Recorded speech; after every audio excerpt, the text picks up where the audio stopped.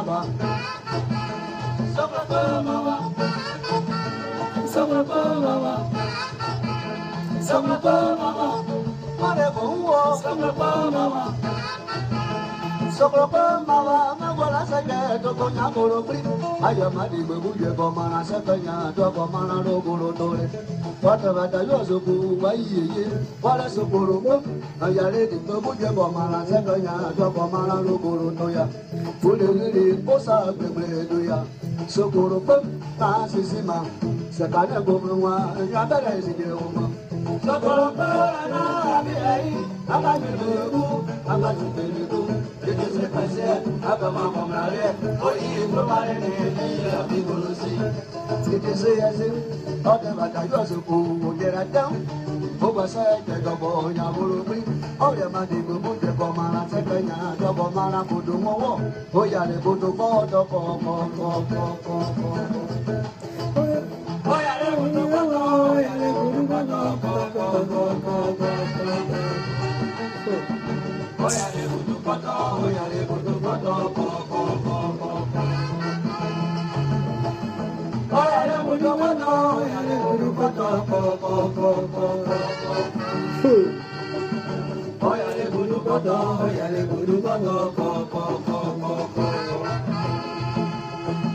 Jadi babu ya bamana sebanya dunane waberi orang sukuru orang sukuru rama budu mare sukuru boya mabudu mapre jadi babu ya bamana sebanya dunane bagenyo ulo sukuru apa maji apa.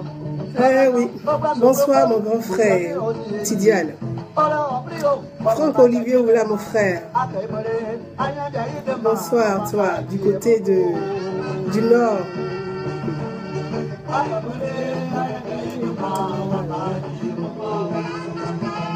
Bonsoir à vous. Bonsoir, merci de me rejoindre.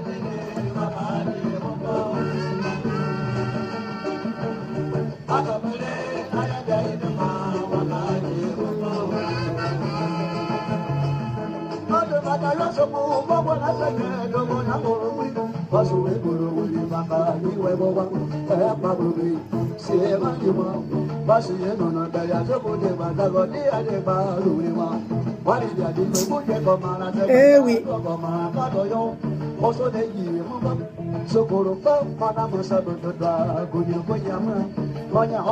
Sokoloko Mawa. Sokolo Pierrette Blédé, bonsoir. Annie Soumaé de l'Allemagne, bonsoir ma soeur. Merci de me rejoindre. J'attends un peu que tout le monde puisse se connecter un peu pour commencer ce live. Mais je vous laisse patienter avec une magnifique chanson, une leçon de vie du feu à Médé Pierre, Sokoloko Mawa, le mille pattes.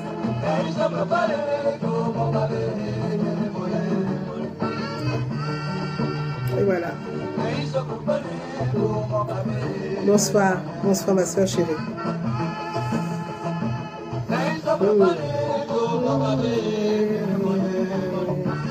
Sokoloko. Angélique Berroy, bonsoir. Merci de me rejoindre. Geneviève l'Amazone, bonsoir à toi du côté d'Abidjan. Je t'embrasse. Bonsoir. Bonsoir mon grand frère Kakou Francis, bonsoir, merci de me rejoindre. Bonsoir à vous, bonsoir à tout le monde. J'ai pris un gros retard, effectivement. Je devais commencer ce direct live à 19 h et je le commence que maintenant. Oui, bon, comme on dit toujours, les femmes prennent plus de temps que les hommes, ce qui fait que la femme, elle a une intuition beaucoup plus avancée que l'homme. Merci, merci Angélique, merci à toi Angélique d'être là. Merci Pierrette, bisous. Ah, je vais voir mon petit père Eric Kaye qui est en train de me suivre. Bonsoir à Doussouba Doumbia, merci de me rejoindre. Merci, thank you Kiss, Francis Kakou, vient de partage. Merci. Merci à tous ceux qui viennent me suivre. J'ai décidé de faire ce direct live qui n'était pas prévu. Effectivement, c'était pas prévu. J'avais pas prévu faire un live aujourd'hui. J'avais prévu faire un live jeudi, demain, pour m'adresser à une partie des Ivoiriens qui se réclament être du RDR. J'avais prévu m'adresser à une partie de mes compatriotes, en tout cas ivoiriens, qui se réclament être du RDR, du RDR. C'était prévu pour jeudi, en tout cas. Et puis, j'ai décidé de faire un live aujourd'hui pour aborder des sujets très complexes, sensibles. Très sensibles et complexes, et forcément qui ne vont pas plaire à tout le monde. Mais le but... Mon analyse, ma démarche n'est pas pour plaire. Ma démarche n'est pas pour plaire, c'est pour provoquer un débat et essayer de comprendre certains éléments, certains aspects et avoir un échange avec tout le monde, même si on n'est pas d'accord, pour pouvoir aborder des sujets qu'on estime très douloureux, sensibles, complexes.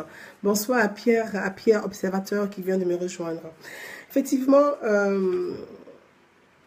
je vais parler ce soir de l'ex-président ivoirien Laurent Gbagbo qui est détenu à la prison en Hollande à La Haye et de Charles Blé Goudé de leur procès, de leur procès conjoint. Je vais aborder aussi le sujet de leurs proches, aborder aussi le sujet de leurs avocats et puis aborder le sujet de leurs différents militants, oui, différents militants parce que on entend d'autres qui se réclament d'être des blégoudéistes, d'autres des babouriens, d'autres... voilà. Et tous ceux-là sont tous des Ivoiriens. Donc c'est une partie quand même de la population ivoirienne. Je vais essayer aussi d'aborder différents sujets. J'ai vu beaucoup sur les réseaux sociaux, d'où mon interpellation sur une probable libération provisoire de l'ex-président Laurent Gbagbo, qui devait être effective aujourd'hui avec tous les pasteurs, en toutes les prières, avec beaucoup de vidéos de personnes qui ont fait des visions. Voilà, comme d'habitude, des visions, qui ont vu la libération, qui ont raconté beaucoup de choses sur les réseaux sociaux. Et les gens relayaient vraiment ces informations-là de façon triste. Tristement, les gens relayaient ces informations. Donc, j'ai vraiment observé ça. Ce qui m'a amené à écrire un post bien avant et pour me poser la question de savoir si les gens ont vraiment compris pourquoi Gbagbo et Blé Goudé sont en prison à La Haye. Si les gens ont compris les chefs d'accusation si les gens ont compris pourquoi il y a ce procès, si les gens ont compris pourquoi il y a autant de témoins. Donc voilà des questions, des sujets que je vais aborder, je vais essayer en tout cas plus ou moins d'aborder rapidement. Si je peux les faire en 30 minutes, ce serait pas mal. Ceux qui ont des questions à me poser peuvent me les poser directement. Bonsoir à mon fils Arsène Kouassi Nguessan de me rejoindre. Peuvent me les poser directement. Je ne suis pas là pour faire de la blessure, ni pour vous peiner davantage. Ce n'est pas le but de ma démarche. Ma démarche se situe sur le procès de l'ex-président Gbagbo. Pourquoi Gbagbo est à la CPI? Pourquoi il est à la CPI? C'est une question, je pense, de réflexion que chaque Ivoirien devrait se poser avant tout. Pourquoi il est en prison à la CPI? Quels sont les chefs d'accusation qui pèsent contre lui? Parce que la question n'est pas de dire il est innocent. Je ne dis pas que Gbagbo est un saint, je ne dis pas non plus que c'est un monstre. C'est pas ce que je suis en train de dire. Je vais vraiment me répéter pour que les gens ne puissent pas déformer, puissent comprendre, percevoir le message. Je ne dis pas que c'est un saint, je ne dis pas non plus que c'est un monstre. Mais la question que chacun devrait se poser, c'est de savoir quels sont les chefs d'accusation qui pèsent contre Gbagbo et Charles Blé Goudé. Il me semble qu'il y a 4 chefs d'accusation qui pèsent contre eux. Il me semble bien qu'il y a 4 chefs d'accusation qui pèsent contre eux. Il y a meurtre, viol, persécution, et d'autres actes inhumains. Donc on dit crime contre l'humanité. Pourquoi Gbagbo est accusé de crimes contre l'humanité? Pourquoi Charles Blé Goudé est accusé de crimes contre l'humanité? Voilà des questions. Pourquoi? Pensez-vous que Gbagbo a pris une arme ou a fait de porte en porte pour aller trouver des gens chez eux pour les tuer? Moi, j'y crois pas. On est tous d'accord. Même personne n'y croit. Moi, j'y crois pas. Je ne crois pas qu'il s'est déplacé pour aller chez lui, pour faire chez les gens de porte en porte, pour exécuter des gens. Ça, on le sait, c'est pas possible. C'est pas possible. Mais j'y crois pas. Mais il est accusé de crimes contre l'humanité quand même. Voilà la question. On sait qu'il ne peut pas aller chez quelqu'un dans les cours pour aller trouver des gens, lui-même sorti du palais pour aller trouver des gens chez eux, pour aller les exécuter, ou même pour aller les violer, ou même pour aller les égorger. Mais il est accusé quand même de crimes contre l'humanité. C'est pas rien, crime contre l'humanité, c'est pas n'importe quoi. Et la CPI n'est pas... Ce n'est pas un jeu, crime contre l'humanité, c'est pas n'importe quoi. C'est très lourd, c'est très grave. Donc on devait se poser cette question, on dit, mais pourquoi il est en prison alors? Pourquoi il est en prison? Parce qu'on l'accuse d'être responsable à l'époque des faits. Voilà le motif de sa détention. Voilà pourquoi il y a un procès à la CPI. Le procès qui est à la CPI. Le procès qui est à la CPI et qui dure 6 ans, c'est que Gbagbo est responsable des faits. Au moment des faits, il était en charge de la sécurité de la population ivoirienne. Donc on estime, on considère que tu es président de la République à l'époque des faits et qu'il y a eu des crimes de masse, ça relève de ta responsabilité en tant que chef de l'État. Voilà pourquoi il est à la CPI. Voilà. En fait, c'est tellement... On n'a pas besoin de faire Sciences Po pour comprendre ça. Il est à la CPI parce qu'il est responsable légal. Il est responsable légal et légitime au moment des crimes de masse. C'est-à-dire, sa période de gouvernance, il y avait des gens qui mouraient. On estime que quand tu es père de famille et que tu as la responsabilité de tous tes enfants, ceux que tu aimes et ceux que tu n'aimes pas, tu as la responsabilité de tous tes enfants parce que tu es en charge de la nation ivoirienne. Et en ce moment-là, pendant cette période donnée de ta responsabilité de père de famille, donc de chef de l'État, il y a eu des exécutions dans le pays, il y a eu des crimes, il y a eu des crises, il y a eu des meurtres, il y a eu des assassinats, il y a eu des viols, il y a eu des persécutions, il y a eu des intimidations, il y a eu des traitements inhumains à l'encontre de la population. La CPI ne cherche pas à savoir si c'est vraiment toi, mais on dit que tu es responsable parce que tu étais président. Voilà, tout simplement. C'est-à-dire que pour ceux qui n'ont pas compris encore pourquoi Gbagbo est à la CPI, c'est-à-dire les fichiers d'accusation sont là, c'est tout. Tu es responsable en charge de la République, tu es responsable en charge de la population, tu es le responsable légal et légitime au moment des faits. Donc, tu es responsable de ce qui est arrivé parce que c'était à toi de protéger ta population, c'était à toi de. Étant donné que ça n'a pas été fait, ces crimes sont considérés comme crimes contre l'humanité. On t'accuse de crimes contre l'humanité, donc tu as un procès à la CPI. Ça fait 1. On prend le cas Charles Blé Goudé. Charles Blé Goudé, on l'appelle communément général. Pourtant, il n'est pas général de l'armée. On en vient. Il n'est pas général de l'armée, mais on l'appelle communément général. Ils s'en plaît, ils s'en glorifient. Très bien. Ok. Il est aussi à la CPI avec Gbagbo pour être jugé pour crime contre l'humanité. On estime que, on considère à l'époque des faits, et que comme tu t'es autoproclamé, parce que tu t'es autoproclamé général, alors qu'il y a des généraux, tu t'es autoproclamé général de l'armée ou de la rue. Les jeunes à l'époque, quand on voyait des jeunes qui se réclamaient d'être de toi, de ta mouvance, en tout cas de ton mouvement, ont commis des exactions.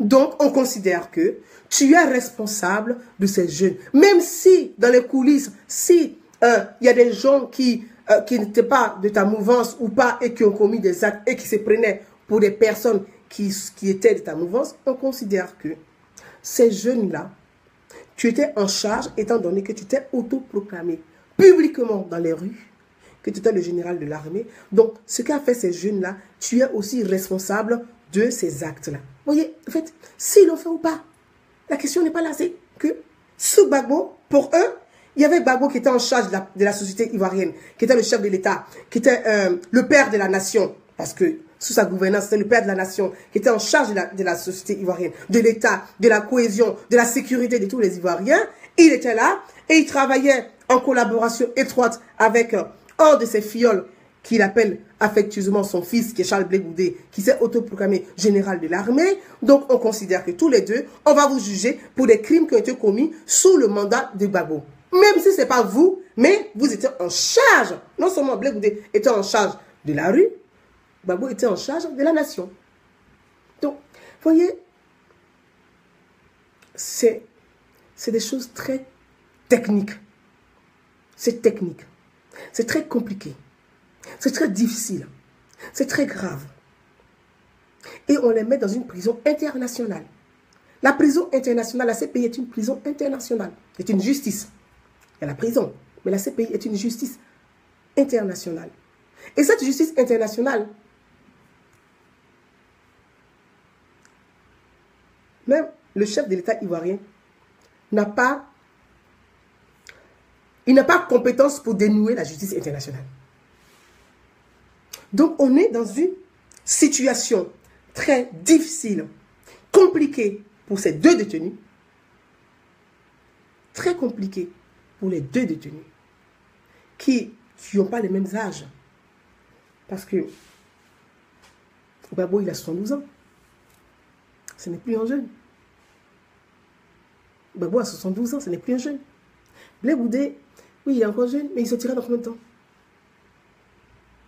Donc, il ne sortira pas jeune non plus. Ce sont des enjeux délicats, difficiles, très compliqués. Et que je pense que chaque Ivoirien que nous sommes,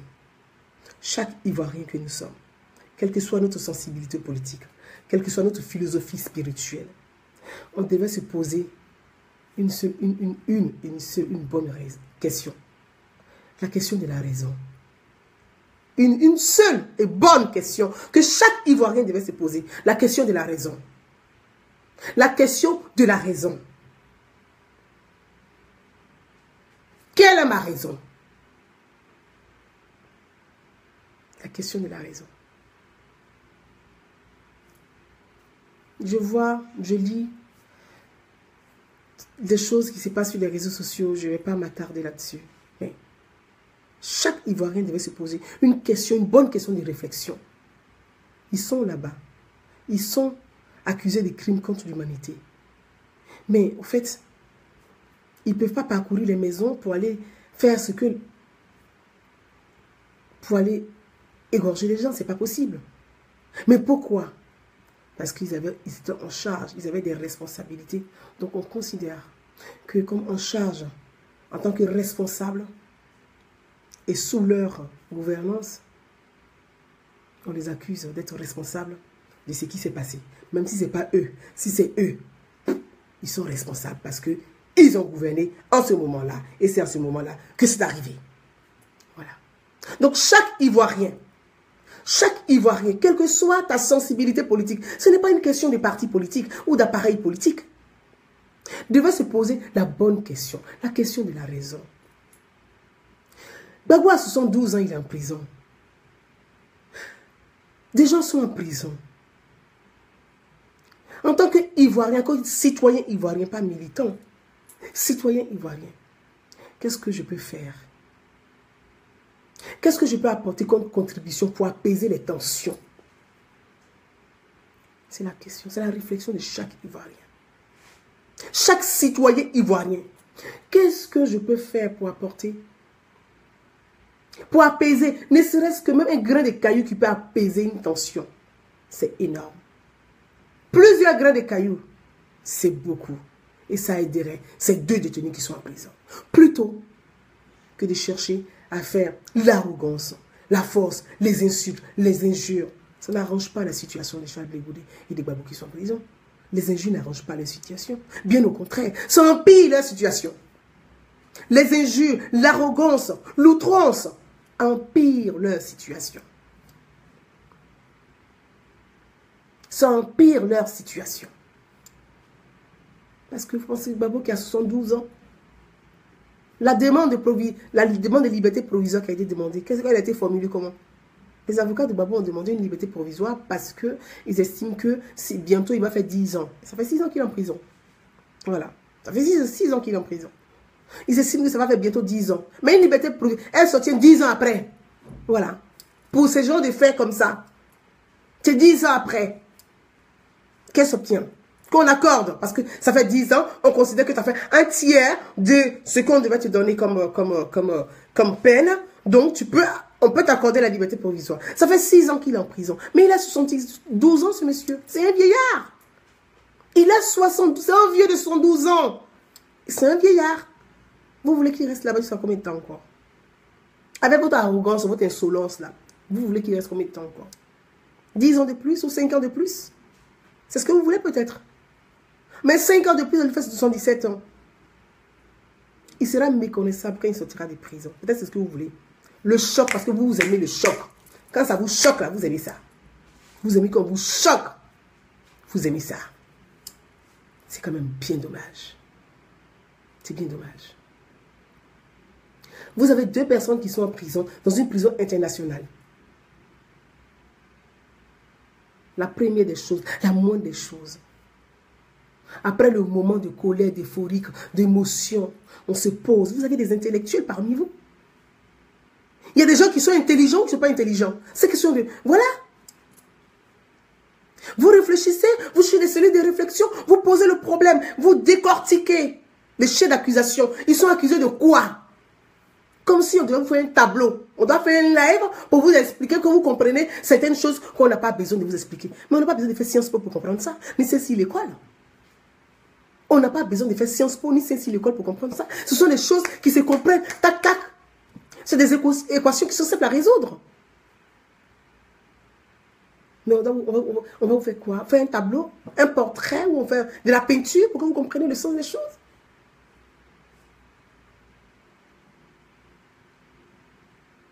Aujourd'hui, vous êtes déçus. Oui, voilà, et vous trouvez des mots tellement simples, comme d'habitude, comme échappatoire. Oui, c'est pas grave, c'est un bien. C'est un bien. Qu'est-ce qu'il raconte d'autre? Oui, c'est un bien. De toute façon, c'est favorable. Vous êtes sûr que c'est favorable? Quand il reste en prison, et c'est favorable. Vous êtes sûr que c'est favorable, ça? Mais si c'est favorable, pourquoi on demande une liberté provisoire? Si rester en prison est favorable, pourquoi on demande une liberté provisoire? Si rester en prison est favorable, pourquoi demander une liberté provisoire? C'est parce que ce n'est pas favorable. Donc en réalité, il y a une souffrance. Il y a un vieillard qui est de 112 ans qui est en prison. Qui a des problèmes de santé. Quand les gens en parlent, vous les traitez, vous les taxez des traites. Il a des problèmes de santé. Et c'est réel. Vous pensez que quoi? À partir de 72 ans, on a la prostate, il ne faut pas croire. Il ne faut pas croire. Il a des problèmes de santé. C'est des questions que les gens ne peuvent pas aborder. Un peu, non, vous insultez tout le monde avec votre insolence, votre arrogance. Vous pensez que votre arrogance peut faire quelque chose? Mais si votre arrogance était aussi fort que ça, mais il ne serait pas en prison depuis 6 ans. Il est à 2 pas de chez vous là. Et il est encore là-bas. Vous passez votre temps à remplir les cars pour aller là-bas. Mais vous le sortez quand?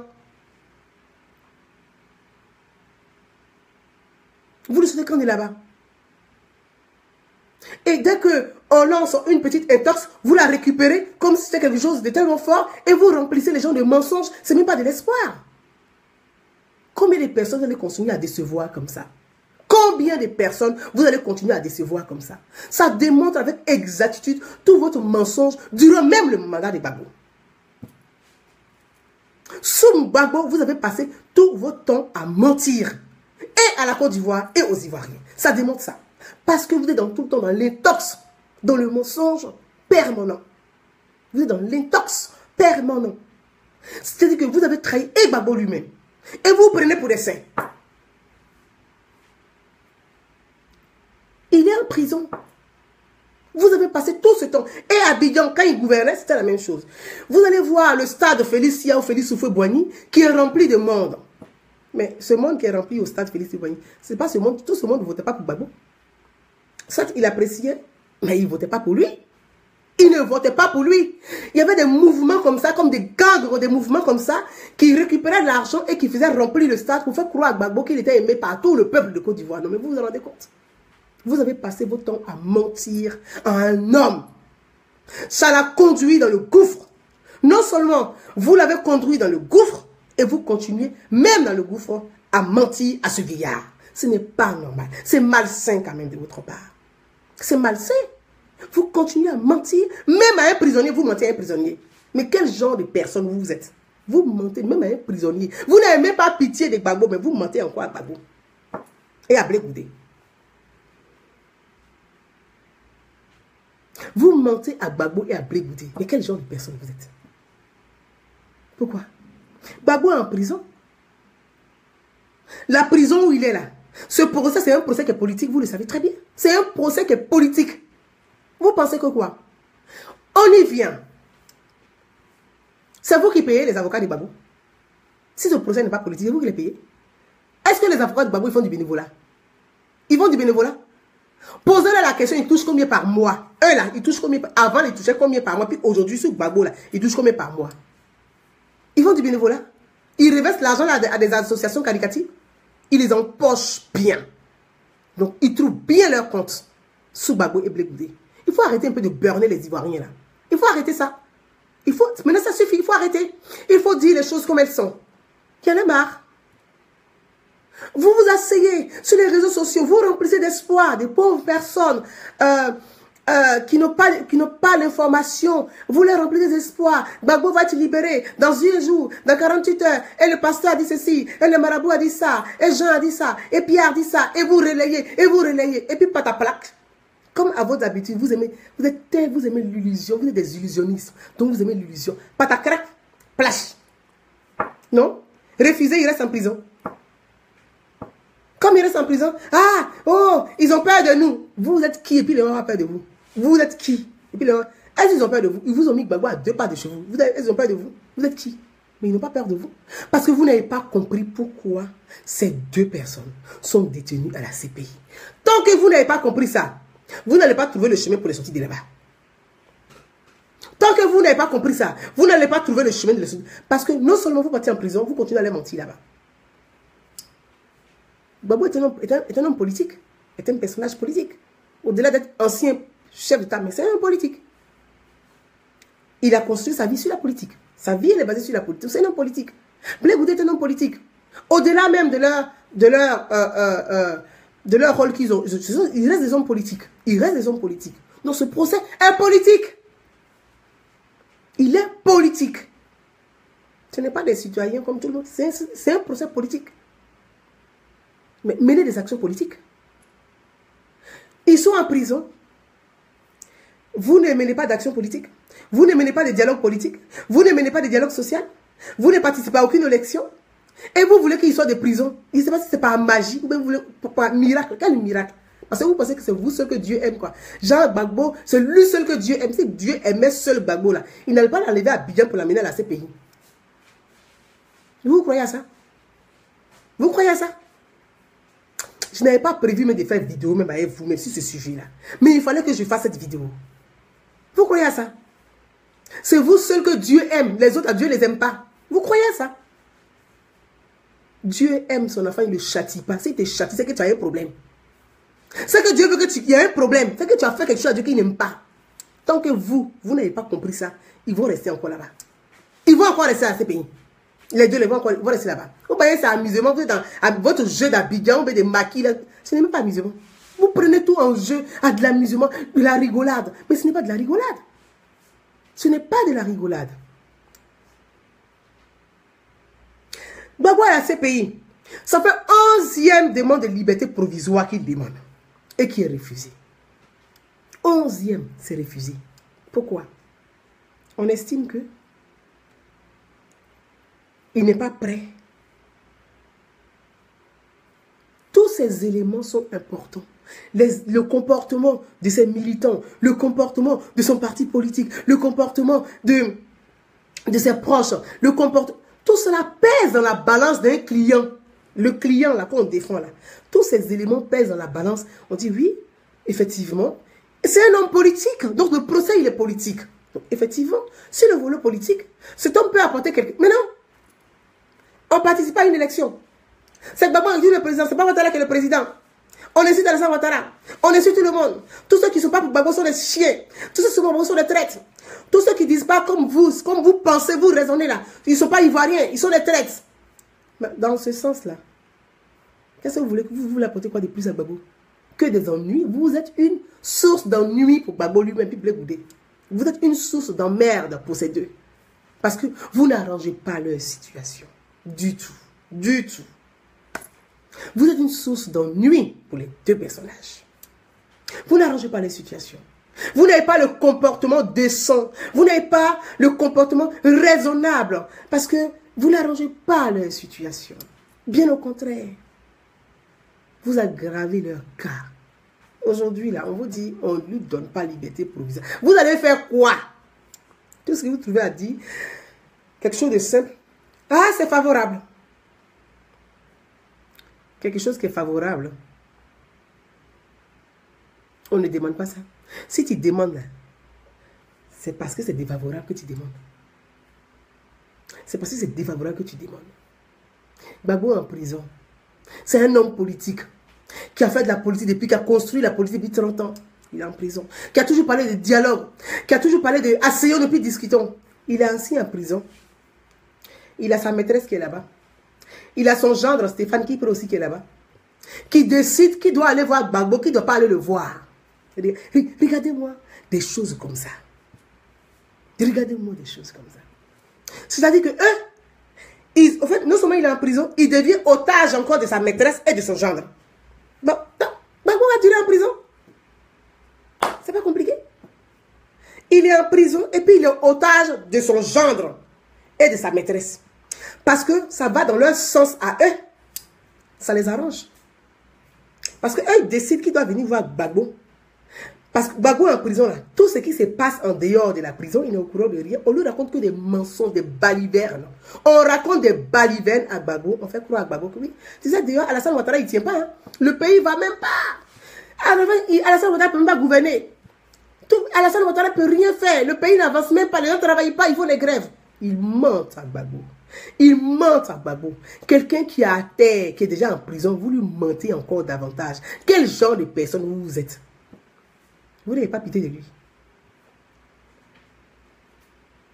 Quel genre de personne vous êtes? Il est en prison et puis vous mentez encore. Ça veut dire que quand il n'était pas en prison, mais c'était terrible.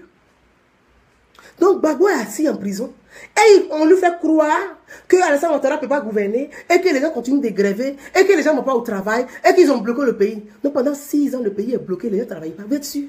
Et c'est ce qu'on raconte à Gbagbo. Donc pour cela, on ne peut pas accepter une autre visite à part ce que nous on dit à Gbagbo là. Il ne faut pas dire autre chose que ça.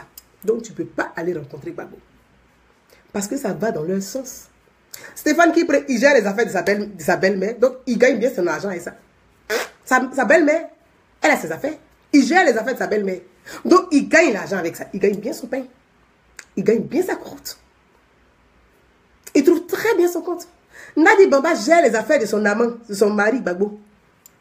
Donc elle trouve bien son compte. Chacun trouve son compte dans ce merdier dans lequel les deux pauvres personnes sont en prison. Ma soeur Martine, bonsoir.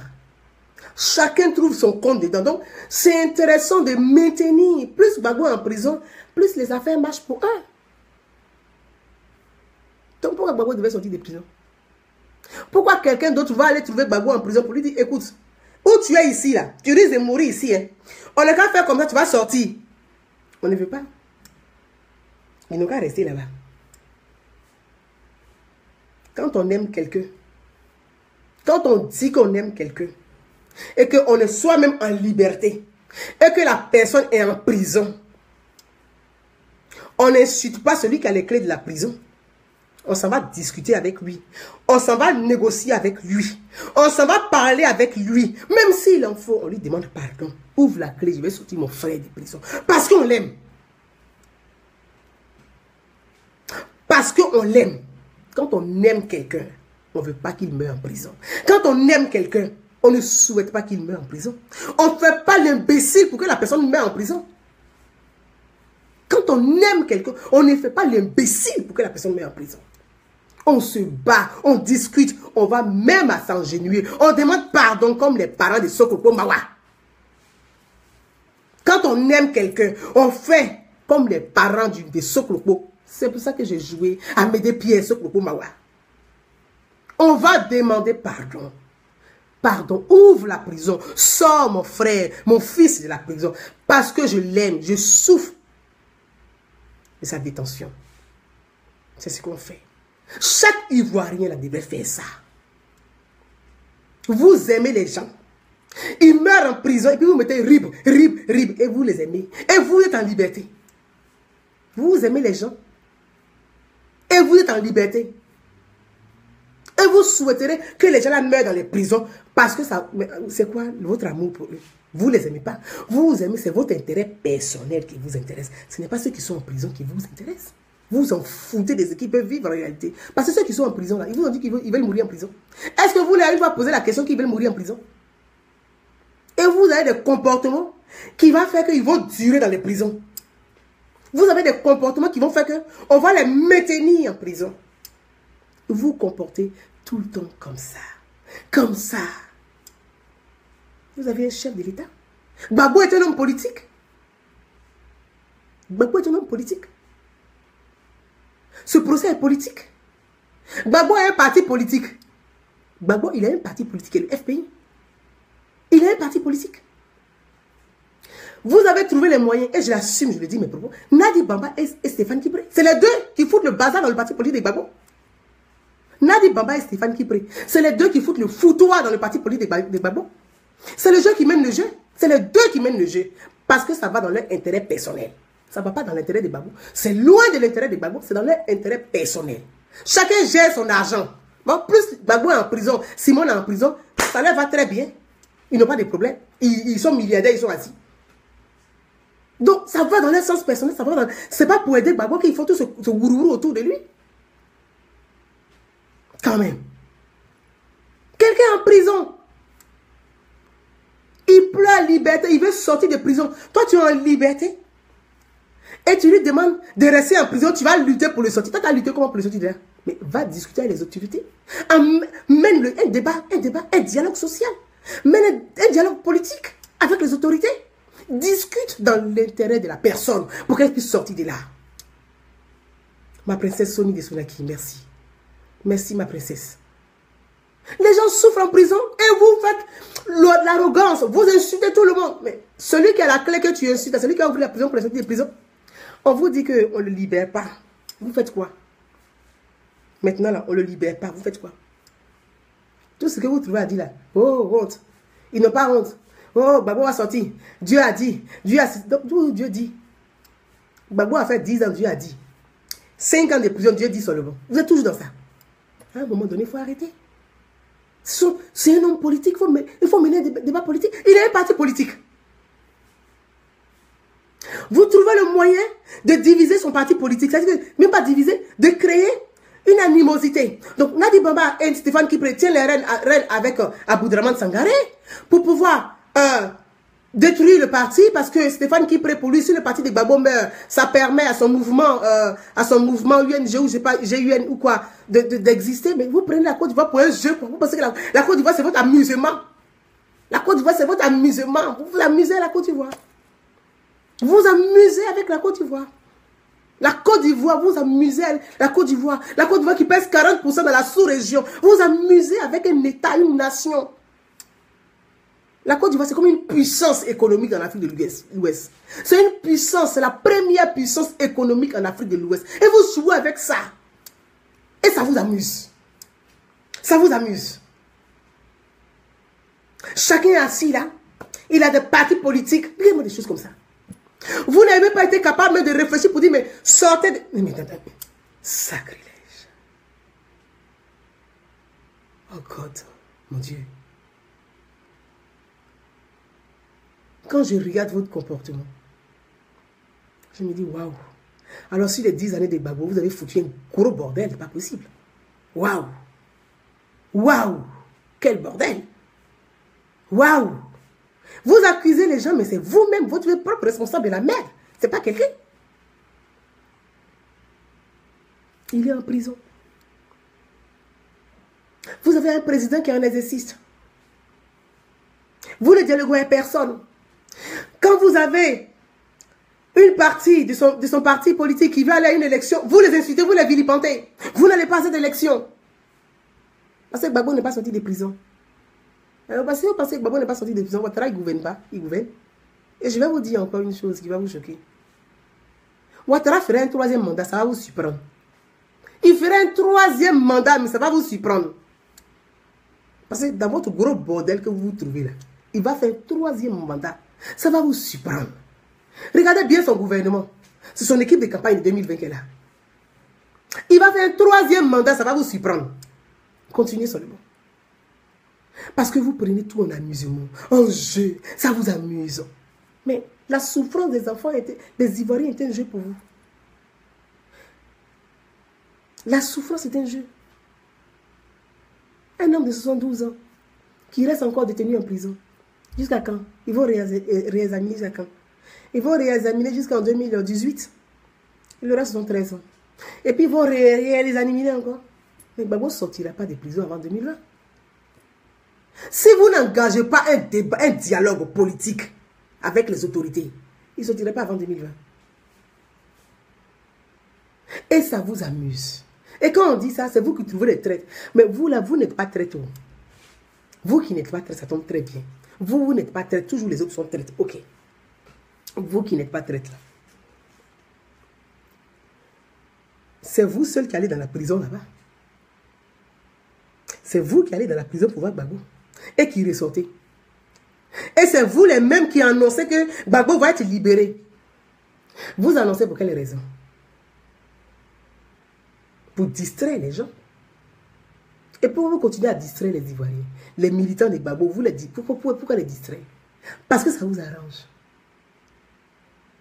C'est vous qui avez dit que Gbagbo va être libéré et que les gens étaient dans l'euphorique à Abidjan, sur les réseaux sociaux, la diaspora, les gens, et sur les réseaux, ils sont contents, Gbagbo va être libéré dans 1 heure, dans 2 minutes, dans 5 minutes. Tout le monde est figé sur le truc de la CPI. On regarde, l'audience bat son plein. Gbagbo va être libéré, comme si un match de football. Non, mais dis donc, vous croyez que la CPI n'est pas un terrain de foot? Hein?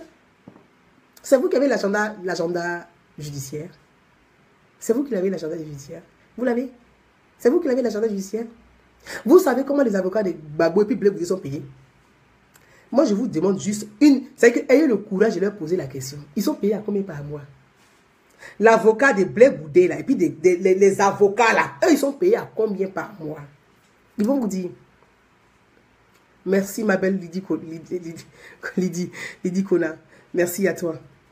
Ils sont payés à combien? Des gens, avant, ils ne gagnaient pas l'argent. Ils ont eu procès où l'État de Côte d'Ivoire les paye. C'est la Ouattara qui les paye. Ils sont payés par l'État de Côte d'Ivoire. Demandez leur salaire, ils ont prime.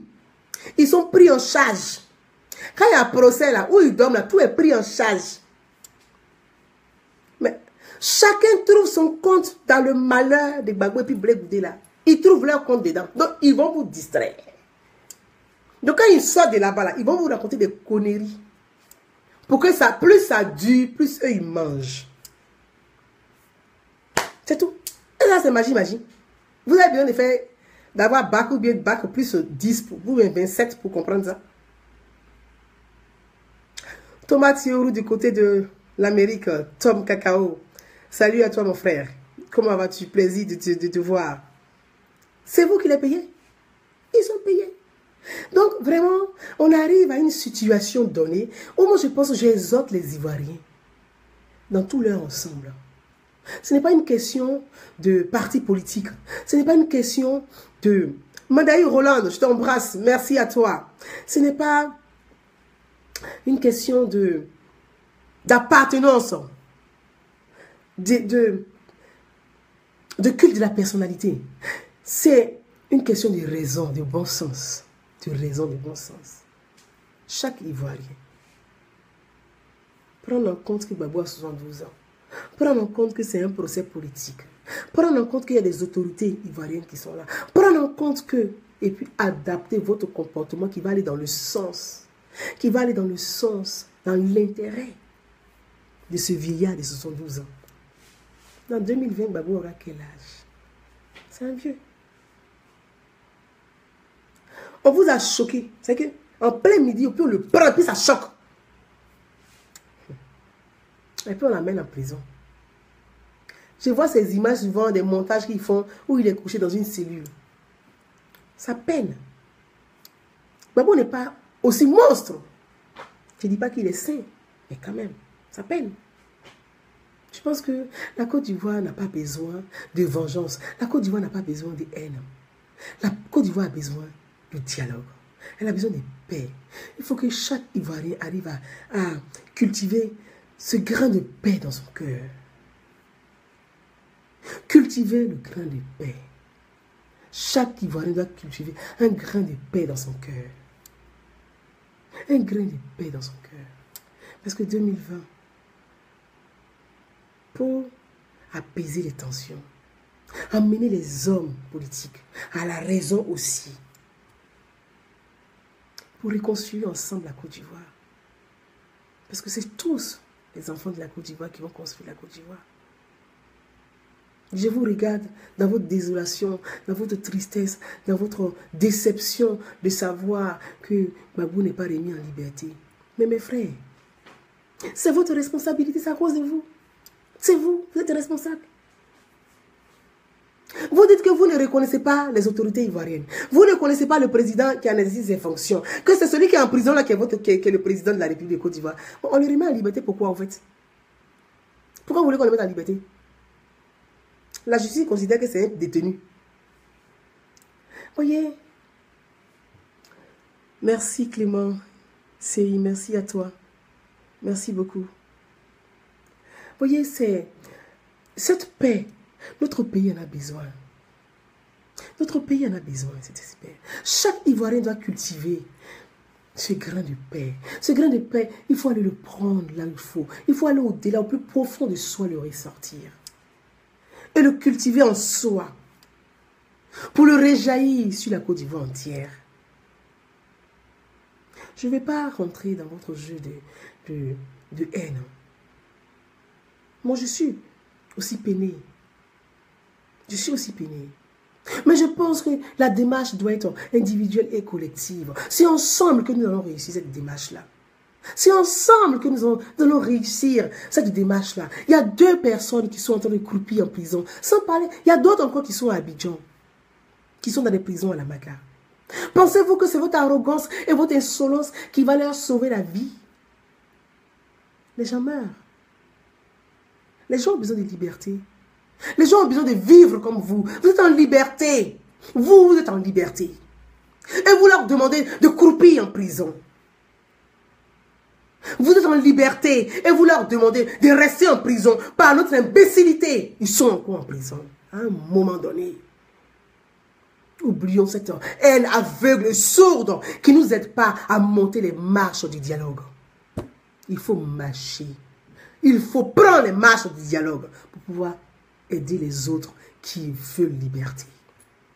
Et c'est ça la démarche de chaque Ivoirien. Chaque Ivoirien.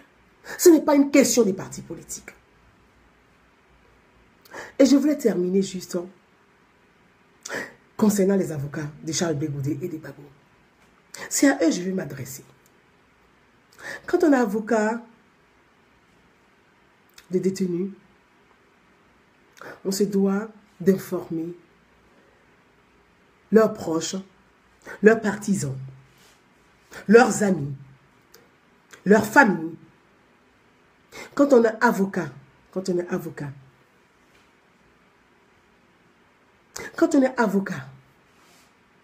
Gbagbo est un avocat. Son avocat est son porte-parole. Quand je vois, j'ai entendu récemment dire que Monsieur Aboudraman Sangaré qui est à Abidjan serait, je ne sais pas comment on appelle, à lui Gbagbo qui est en prison, donnerait l'autorisation de choisir qui va lui rendre visite. Mais moi, je peux vous le confirmer que c'est un chiffon. C'est un gros mensonge, c'est gros texte. Parce que la maîtresse de Gbagbo, Nadi Bamba, qui n'aime pas les reproches et qui n'aime pas les remarques, donc qui aime bien se couvrir, se cacher derrière son voile,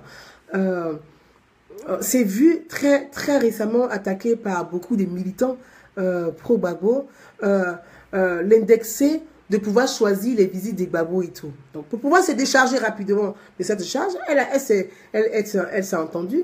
C'est un canular de Stéphane Kipré, de Nadi Bamba, de dire que, comment il s'appelle, Aboudraman Sangaré, c'est lui qui choisit les... Mais attendez, en prison à la CPI, une demande, elle est faite sur Internet, c'est Gbagbo qui accepte d'accorder. C'est pas Aboudraman Sangaré qui détient l'adresse mail de la CPI. Non, mais attendez, voyez comment, c'est que, jusqu'où le mensonge va. Jusqu'où?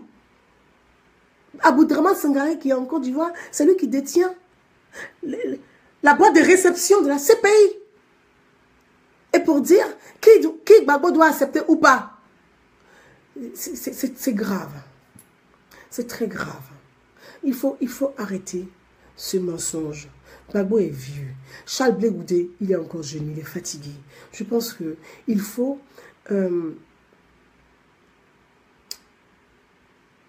être honnête avec vous-même.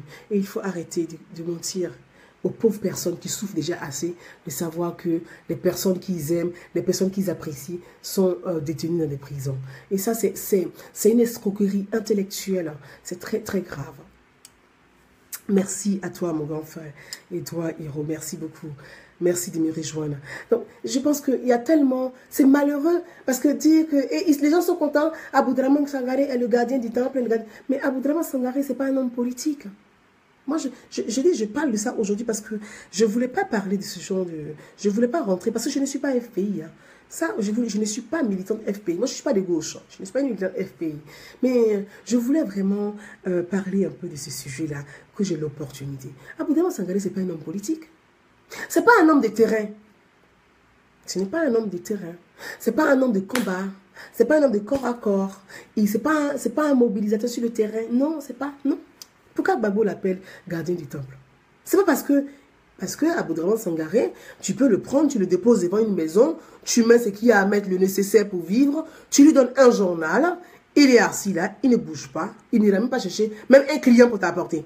Donc Gbagbo, par ironie, lui dit le gardien du temple. Tout simplement. Voilà. Et vous en prenez, vous relayez des choses comme ça. Vous relayez. Vous voyez, sans vous en rendre compte, vous-même, sans vous en rendre compte, vous discréditez, c'est que vous détruisez encore plus, vous dégradez la situation de Charles Blé Goudé et puis des Gbagbo. Parce que dire que un homme qui est en Côte d'Ivoire qui détient la boîte de réception mail de la CPI, c'est quand même très très grave et c'est très dangereux. C'est très dangereux. Aboudraman Sangaré ne détient pas la boîte de réception de la CPI. Quand on fait une demande, on la fait par Internet. C'est Gbagbo qui accepte, sauf que Gbagbo, le code de son code, il est en main par Nadi Bamba. Donc c'est elle qui dit qui doit rentrer, qui ne doit pas rentrer. C'est tout. En fonction des besoins, des plaisirs des madames. C'est tout. Donc après là, vraiment, il faut laisser ce débat-là. C'est un faux sujet. Il faut réfléchir comment poser des actes qui vont dans l'apaisement, mener un dialogue politique. Gbagbo, il a un parti politique qui est le FPI. Il a un parti politique. Donc, il faut, si vous, vraiment, vous aimez Laurent Gbagbo, vraiment, si vous, vraiment, vous tenez quand même à cet homme-là, vous devez, vous sortir de cette guerre de personnes et dire, voilà, ok, on a le parti politique est là, nous on va mener un certain nombre d'actions, on va discuter avec les autorités ivoiriennes, on va mener un certain nombre de débats politiques, de débats sociaux pour pouvoir aller rencontrer les autorités pour que nos frères puissent revenir ici, aller à l'apaisement. Mais vous ne faites pas ça. Vous insultez tout le monde. Et vous insultez le président de son parti politique parce que il ne réfléchissent pas comme vous. Et vous insultez tout le monde qui ne sont pas avec vous. Et vous insultez les autorités. À un moment donné, vous n'arrangez pas la situation du pauvre Laurent Gbagbo. Je vais terminer avec les avocats, comme je l'ai dit. Moi, je demande vraiment aux avocats de Gbagbo et de Blé Goudé de jouer leur rôle de porte-parole. Parce que quand on est avocat de prisonnier, on est en même temps porte-parole de prisonnier. Parce que voir les militants de Gbagbo ou les sympathisants de Blé Goudé, souvent sur les réseaux sociaux, à raconter beaucoup d'anneries, voudrait dire que les avocats eux-mêmes ne jouent pas leur rôle. Vous ne jouez pas votre rôle. chers avocats. Ils jouent pas leur rôle. Parce que vous êtes amenés à apporter l'information aux proches, aux militants, aux sympathisants. Les avocats font des conférences de presse. L'avocat de Gbagbo Maître Altide, c'est son droit de faire des conférences de presse. Des procès comme ça, il fait un communiqué de presse signé de son blog. Voilà l'information qui est là. Voilà ce qui se passe dans l'intérêt de son client. Dans l'intérêt de son client. Parce que ce genre de comportements vont à l'encontre de son client lui-même. Donc, souvent, ça va à l'encontre de son client. Donc, il doit aussi lui-même aider les sympathisants de Gbagbo lui-même à lâcher un certain nombre de comportements qui pèsent contre Gbagbo lui-même. Parce que c'est ça l'enjeu. Donc, l'avocat lui-même devait le faire. Il devait le faire. Faire des conférences de presse. Il y a M. Moretti, l'avocat qui est ici. Ingrid Betancourt, elle était détenue à Cuba, là-bas, dans les forêts, dans les bois, là-bas, à Cuba. Mais chaque fois que l'avocat se déplaçait, il venait en France. Mais il faisait des conférences de presse. Hein, pour s'adresser aux familles, au soutien de Mme Betancourt, pour pouvoir les aider à avoir un comportement, un langage qui va aller dans le sens de la plaidoirie, dans le sens de son client, de sa cliente. C'est comme ça. Mais les avocats ne peuvent pas lâcher comme ça. On laisse les sympathisants et s'asseoir là derrière leur petite fortune qui touche très bien royalement à la CPI, et les militants et les sympathisants qui y vont, ils racontent tout et n'importe quoi à la fois, et ça va à l'encontre de leur propre client. Donc moi j'invite vraiment l'avocat de Charles Blé Goudé, les avocats de Charles Blé Goudé, les avocats de Gbagbo à faire des conférences de presse ou des communiqués de presse pour apporter l'information juste dans l'intérêt de leurs clients. Par respect pour leurs clients eux-mêmes et par respect aussi pour leurs sympathisants, leurs proches et leurs familles, il se doit d'apporter l'information juste à toutes ces personnes-là, que de les laisser comme ça en laisse dans la nature à raconter plein d'années, tout et n'importe quoi, et qui n'arrangent pas et qui n'avantagent pas les dossiers de leurs clients. Sur ce, je veux